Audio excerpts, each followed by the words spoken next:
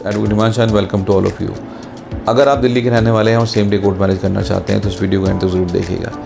दिल्ली के अंदर court marriage करने का जो प्रोसीजर है उसमें एटलीस्ट आपको 2 से 3 दिन का टाइम लगता है, लेकिन आप सेम डे 2 से 3 घंटे के अंदर भी करके उसका लीगल सर्टिफिकेट ले सकते हैं, जिसे सरकारी वेबसाइट पे भी चेक कर सकते हैं। तो इस वीडियो को पूरा एंड तक देखिएगा। इस वीडियो में बताऊंगा कि क्या उम्र होनी चाहिए, क्या क्या डॉक्यूमेंट आपको चाहिए, कहाँ से आप 2 से 3 घंटे के अंदर सेम डे 2 से 3 घंटे में सर्टिफिकेट लेके लीगल सर्टिफिकेट जैसे आप सरकारी गवर्नमेंट वेबसाइट पे पोर्टल पे ऑनलाइन चेक भी कर सकते हैं, और किसी को अगर चेक कराना चाहें तो उसको चेक भी करा सकते हैं। जो एज़ गुड एज़ जैसे कि आप दिल्ली से सर्टिफिकेट लेते हैं, ऐसा ही सेम सर्टिफिकेशन जो सरकार द्वारा आपको दिया जाता है वो भी मिलता है। तो इस पूरी वीडियो को देखिएगा। इस पूरी वीडियो में आपको मैं पूरी कंप्लीट इन्फॉर्मेशन दूंगा।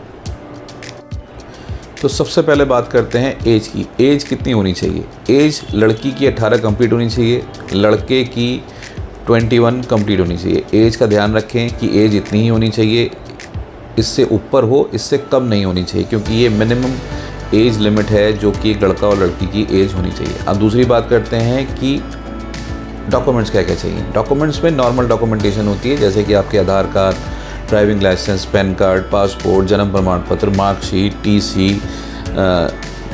जो ट्रांसफ़र सर्टिफिकेट, लिविंग सर्टिफिकेट जिसमें आपकी उम्र बताई गई हो, जिसमें आपका आईडी हो, तो ये नॉर्मल डॉक्यूमेंट हैं। और इन्हीं डॉक्यूमेंट्स के अंदर से कोई भी 2 डॉक्यूमेंट, जिसमें से एक आईडी प्रूफ में और दूसरा एज प्रूफ के अंदर लिया जाता है। अब बात ये करते हैं कि ये कहाँ से आप परफॉर्म कर सकते हैं और कैसे ये हो सकता है, और ऐसा क्यों होता है कि हर कहीं जगह पर ऐसा नहीं हो सकता है। क्योंकि कई जगह ऐसा भी होता है कि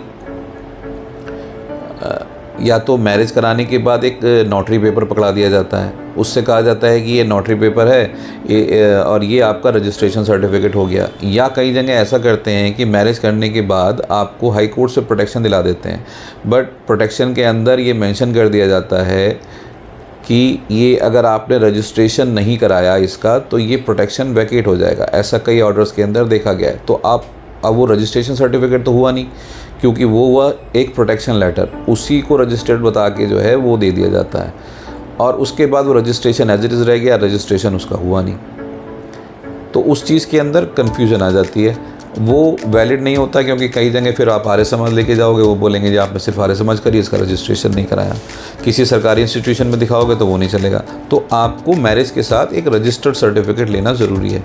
सबसे पहले अपनी मैरिज का रजिस्ट्रेशन कराएं, उसके बाद प्रोटेक्शन लेने के लिए जाएँ।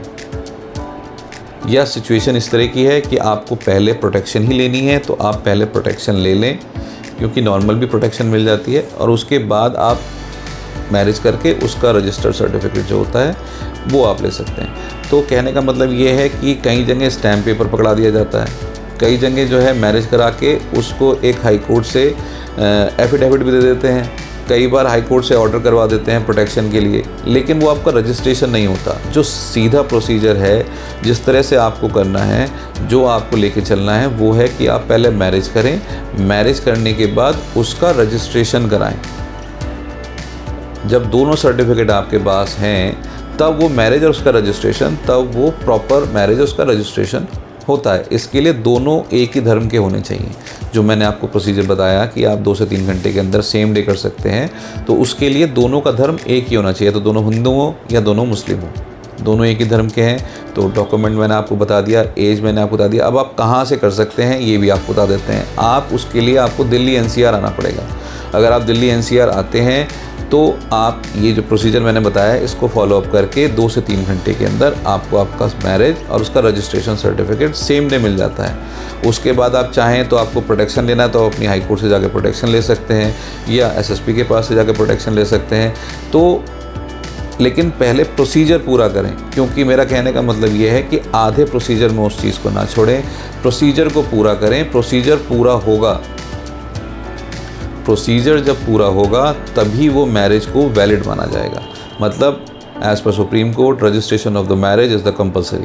तो मैरिज का रजिस्ट्रेशन कंपलसरी है।